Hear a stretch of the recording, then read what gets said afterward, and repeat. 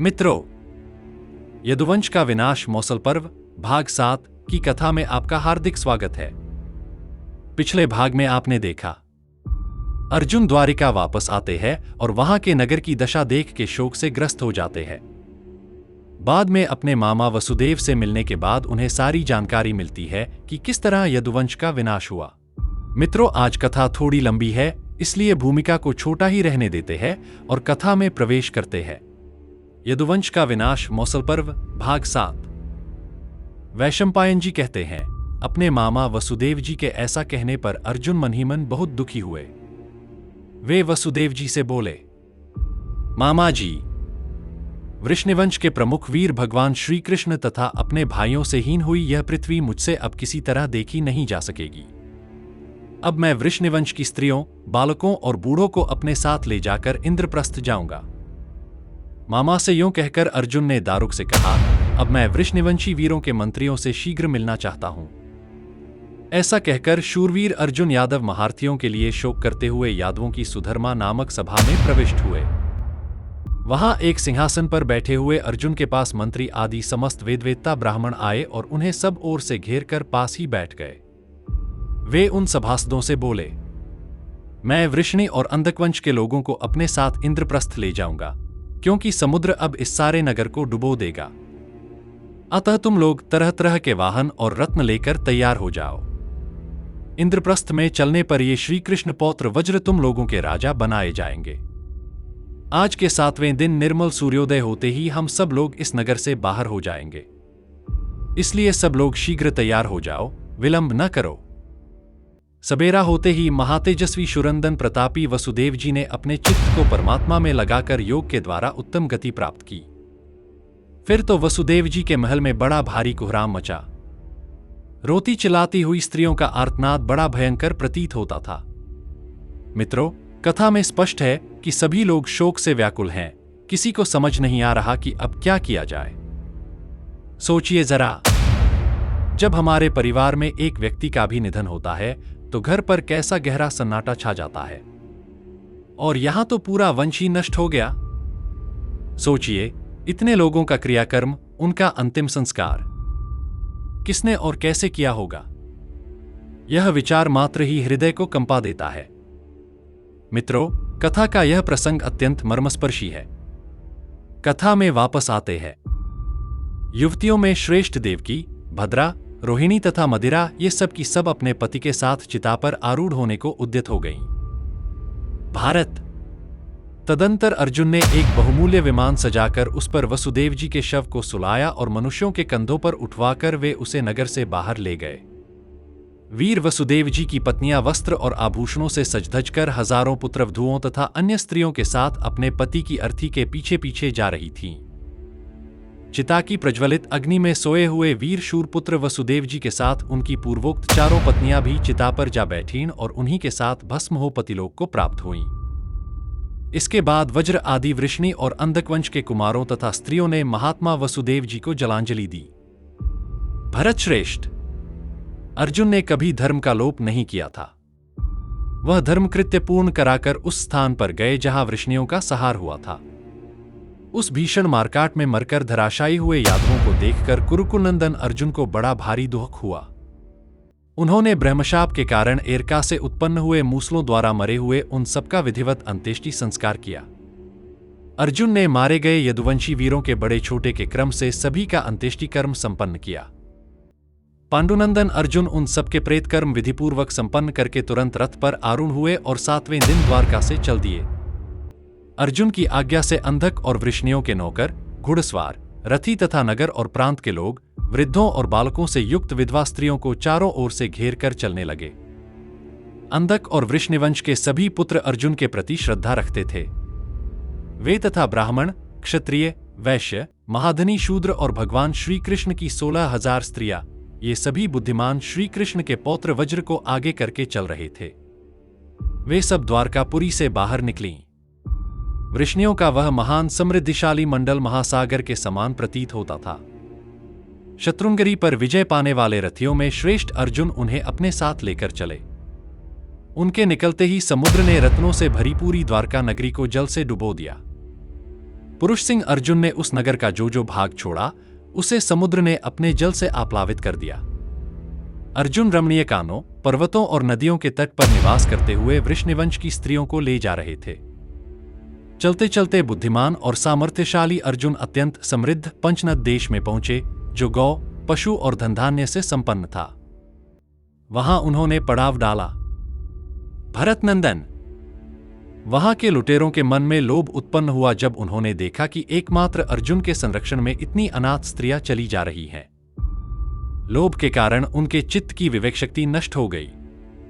उन पापाचारी और अशुभदर्शी आभीरों ने परस्पर मिलकर सलाह की, यह अकेला धनुर्धर अर्जुन और ये हतोत्साह सैनिक हम लोगों को लांघकर वृद्धों और बालकों के इस अनाथ समुदाय को लिए जा रहे हैं, अतः इन पर आक्रमण करना चाहिए।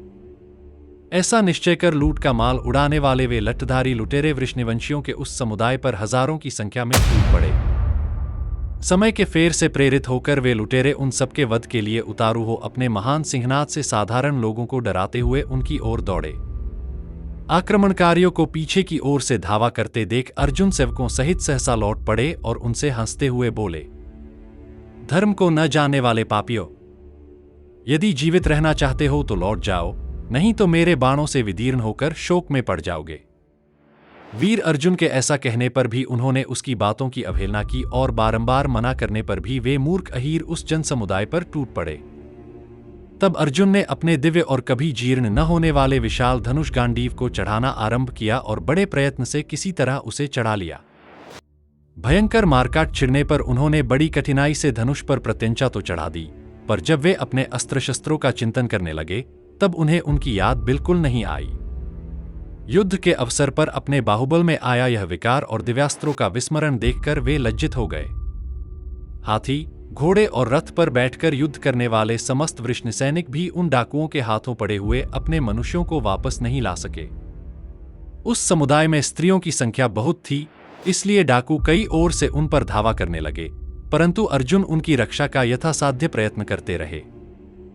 सभी योद्धाओं के देखते देखते वे डाकू उन सुंदरी स्त्रियों को चारों ओर से खींचकर ले जाने लगे। अन्य स्त्रियां उनके स्पर्श के भय से उनकी इच्छा के अनुसार चुपचाप उनके साथ चली गईं। तब कुंती पुत्र अर्जुन उद्विग्न होकर सहस्रों वृषण सैनिकों को साथ लेकर गांडीव धनुष से छूटे हुए बाणों द्वारा उन लुटेरों के प्राण लेने लगे। राजन, अर्जुन के सीधे जाने वाले बाण क्षण भर में क्षीण हो गए। जो रक्तभोगी बाण पहले अक्षय थे, वे उस समय सर्वथा क्षय को प्राप्त हो गए। अर्जुन जब अपने बाणों का क्षय देख दुख और शोक से व्यथित हुए, तब उन्होंने धनुष की नोक से ही डाकुओं को मारना प्रारंभ किया। बाणों के समाप्त हो जाने पर दुख और शोक के आघात सहते हुए अर्जुन धनुष की नोक से ही उन डाकुओं का वध करने लगे। जन्मेजय, अर्जुन देखते ही रह गए और वे म्लेच्छ डाकू सब ओर से वृषणी और अंधक वंश की सुंदरी स्त्रियों को लूट ले गए। प्रभावशाली अर्जुन ने मन ही मन इसे दैव का विधान समझा और दुख शोक में डूबकर वे लंबी सांस लेने लगे। अस्त्र शस्त्रों का ज्ञान लुप्त हो गया, भुजाओं का बल भी घट गया, धनुष भी काबू के बाहर हो गया और अक्षय बाणों का भी क्षय हो गया। इन सब बातों से अर्जुन का मन उदास हो गया। वे इन सब घटनाओं को दैव का विधान मानने लगे। राजन, तदनंतर अर्जुन युद्ध से निवृत्त हो गए और बोले, यह अस्त्र ज्ञान आदि कुछ भी नित्य नहीं है। फिर अपहरण से बची हुई स्त्रियों और जिनका अधिक भाग लूट लिया गया था, ऐसे बचे खुचे रत्नों को साथ लेकर परम बुद्धिमान अर्जुन कुरुक्षेत्र में उतरे। इस प्रकार अपहरण से बची हुई वृषनिवंश की स्त्रियों को ले आकर कुरुनंदन अर्जुन ने उनको जहां तहां बसा दिया। कृतवर्मा के पुत्र को और भोजराज के परिवार की अपहरण से बची हुई स्त्रियों को नरश्रेष्ठ अर्जुन ने मार्तिकावत नगर में बसा दिया। तत्पश्चात वीरविहीन समस्त वृद्धों, बालकों तथा अन्य स्त्रियों को साथ लेकर वे इंद्रप्रस्थ आए और उन सबको वहां का निवासी बना दिया। धर्मात्मा अर्जुन ने सात्यकी के प्रिय पुत्र युधान को सरस्वती के तटवर्ती देश का अधिकारी एवं निवासी बना दिया और वृद्धों तथा बालकों को उसके साथ कर दिया। इसके बाद शत्रुवीरों का सहार करने वाले अर्जुन ने वज्र को इंद्रप्रस्थ का राज्य दे दिया। अक्रूर जी की स्त्रियां वज्र के बहुत रोकने पर भी वन में तपस्या करने के लिए चली गईं। रुक्मिणी, गांधारी, शैव्या, हेमवती तथा जाम्बवती देवी ने पतिलोक की प्राप्ति के लिए अग्नि में प्रवेश किया।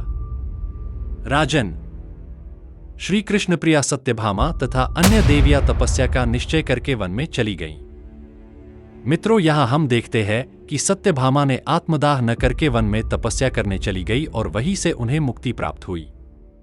जो द्वारकावासी मनुष्य पार्थ के साथ आए थे, उन सबका यथायोग्य विभाग करके अर्जुन ने उन्हें वज्र को सौंप दिया। इस प्रकार समयोचित व्यवस्था करके अर्जुन नेत्रों से आंसू बहाते हुए महर्षि व्यास के आश्रम पर गए और वहां बैठे हुए महर्षि का उन्होंने दर्शन किया। मित्रों, यह प्रसंग केवल एक ऐतिहासिक घटना नहीं बल्कि जीवन का परम सत्य है। यह दर्शाता है कि जब समय का चक्र घूमता है तो कोई भी वीरता, सामर्थ्य या दिव्य बल उस नियति के प्रवाह को नहीं रोक सकता।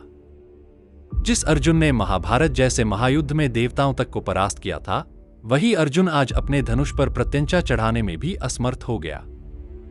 जिस गांडीव के बाण कभी अक्षय थे, वे आज समाप्त हो गए। जिस दिव्यास्त्र स्मरण से सृष्टि कांप उठती थी, उसका ज्ञान आज विस्मृत हो गया। यह वही अर्जुन है जिसके साथ स्वयं श्री कृष्ण सारथी थे, पर अब जब कृष्ण नहीं है तो अर्जुन का बल, स्मरण और आत्मविश्वास सब क्षीण हो गया। यह इस बात का प्रतीक है कि ईश्वर स्मृति और ईश्वर संग के बिना मानव की सारी शक्ति व्यर्थ हो जाती है।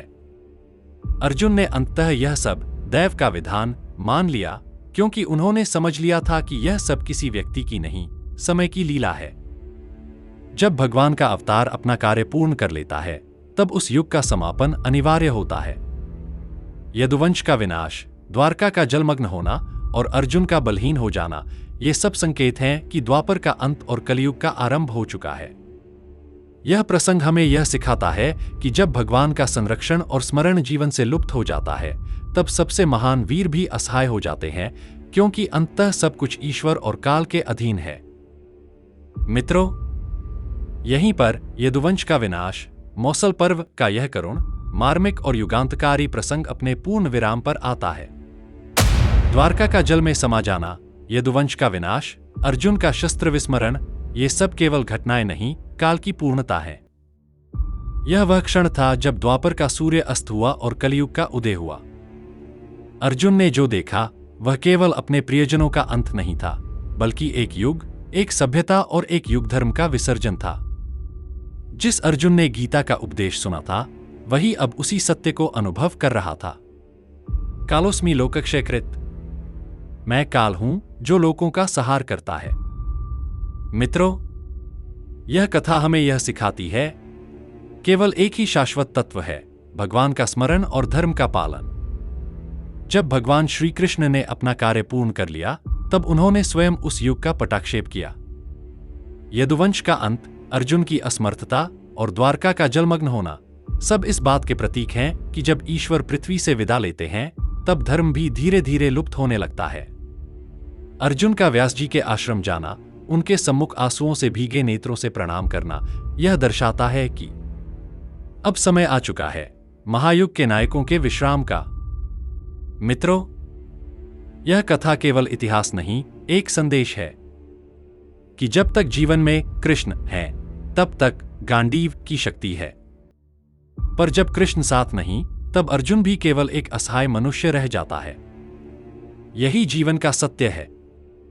संसार का हर वैभव, हर बल, हर संबंध नश्वर है, पर भगवान की स्मृति, भक्ति और सत्य अमर है। लेकिन अभी यदुवंश का विनाश कथा यहां समाप्त नहीं हुआ। इसका 8वां और अंतिम भाग लेकर मैं आपके समक्ष फिर आऊंगा। तब तक जय श्री कृष्ण।